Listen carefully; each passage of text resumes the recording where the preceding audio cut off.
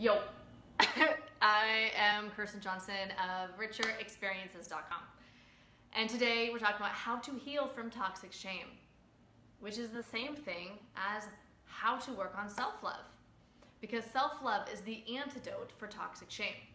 So if you didn't see my first video on what is toxic shame, I'll put a link below. Just click on that link, start with that video, and then come back to this one. All right, so how do we heal from toxic shame? Well, the first thing that you can do is you can look at the ways that you are distancing yourself from how you feel. So if this is what you're really feeling and then you don't want to feel it and you're doing all sorts of behaviors or activities in order not to feel, start looking at what you're doing and see if you could at least put some space between how you feel and avoiding your feeling, whether you're avoiding it through binge watching TV, through smoking, through drinking, through drugs, through obsessive time on the internet or social media, or whatever way, whatever sort of compulsive behavior you're doing to stop yourself from feeling. See if you can put a little time in there where you actually feel your feelings first. So I'm not saying immediately stop those behaviors. What I'm saying is if you notice you get a feeling that you don't like, instead of immediately turning on the TV or smoking a cigarette, sit with that feeling 10 seconds, 15 seconds, 1 minute, and feel it. So step one is feeling your feelings. How do we do that? So take your attention out of your mind, which might be perpetuating the thought that's creating the feeling, right? Because everything's connected. So you notice you're having a feeling you don't like. Go into it. So see in your heart, in your hands, in your legs, is your heart beating? Is it anger? Is it puffing up in your chest? Is it fear? What is it? So go into your actual feeling. Connect with it. Feel it. And if you're just feeling it, there doesn't need to be a judgment on it. Grief is a rich feeling. Anger is a rich feeling. You could sit there and think, oh, I don't like this, which is putting resistance there, which is intensifying it. Or you can actually just experience it. What is this feeling like? Just kind of like, what is the rain like? You know, we're going to have all the feelings because we're humans. So just like the weather, we're going to have we're going to have hail, we're going to have rain, we're going to have sunny days, we're going to have windy days. And humans are going to have, we're going to have sad days, we're going to have angry moments, moments of joy, moments of love. So we're going to have the whole human spectrum of feelings. So we might as well learn how to fucking feel. Step two is process your old grief.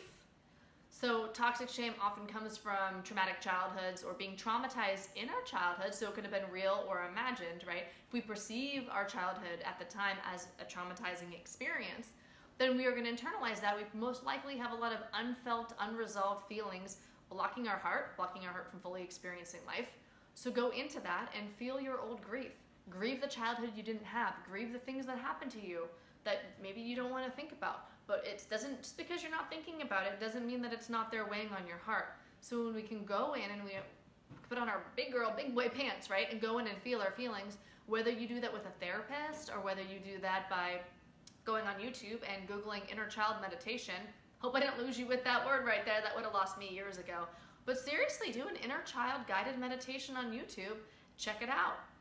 There might be some tears released. That's healing. That's giving you more of your heart. That's giving you more life force, which is probably something that you want. So give it a try.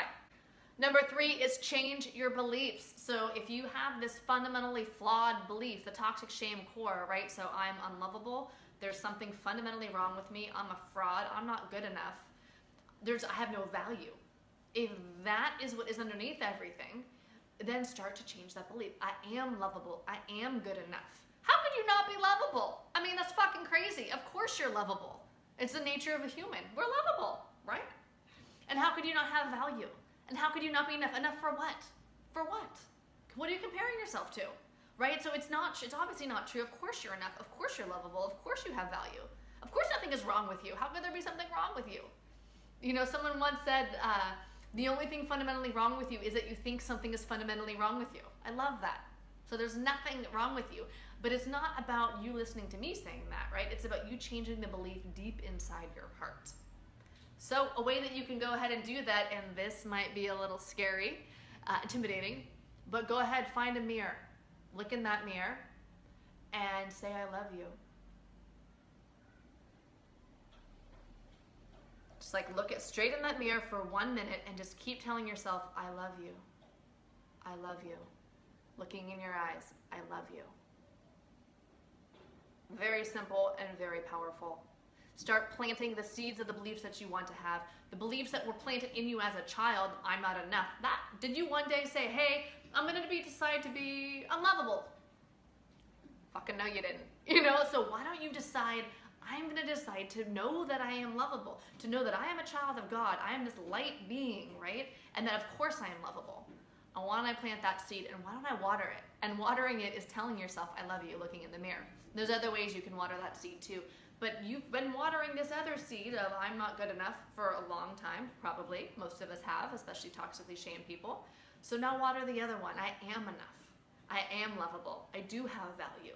Start to see the value that you have. Start to see the ways that you are lovable. Start to fall in love with yourself.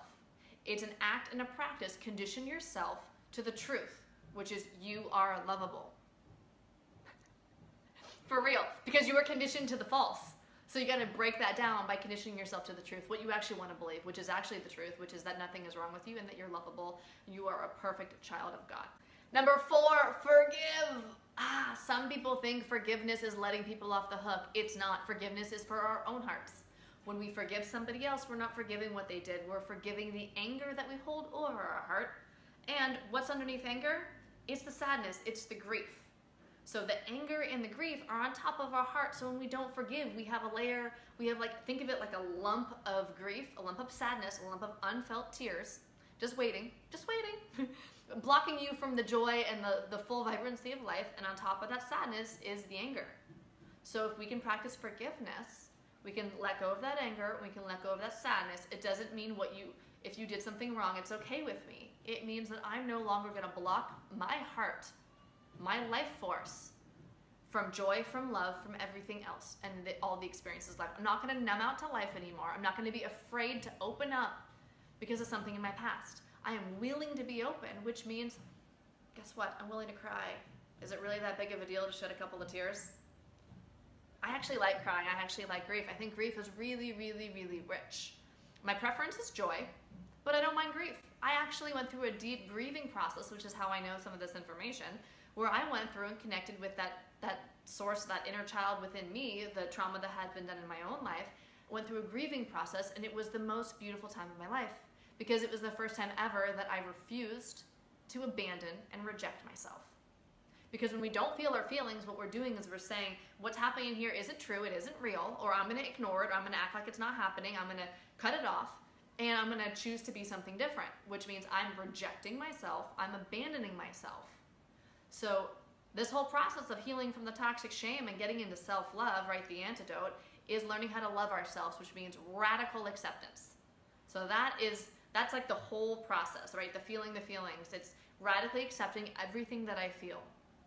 It doesn't mean that if I have a feeling and I get angry that it means that you're wrong, right? No, but it means that I'm angry and I'm going to feel that, and that feeling my anger is okay. I'm not shutting it off. I'm not acting like it's not there. I'm not shoving it under a rug, lodging it into my heart, blocking my life force, which is crazy, right? Why do we do that? Anyway, it doesn't matter. Why is not the spiritual question, right? It's how can I heal? That's the question we want to look at. So when you have a feeling, if you're sad, be sad.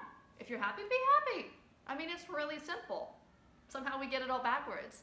So when you have your feelings, feel your feelings, refuse to abandon and reject yourself, and you are well on your way. If you have any questions, I love hearing from you in the comments. Share this with any friends who you think might benefit. Also, you can private message me. And I love you. You are lovable. There is nothing wrong with you. There is everything right with you. And if you want, you can come over and visit me at richerexperiences.com. Have a great day. Bye.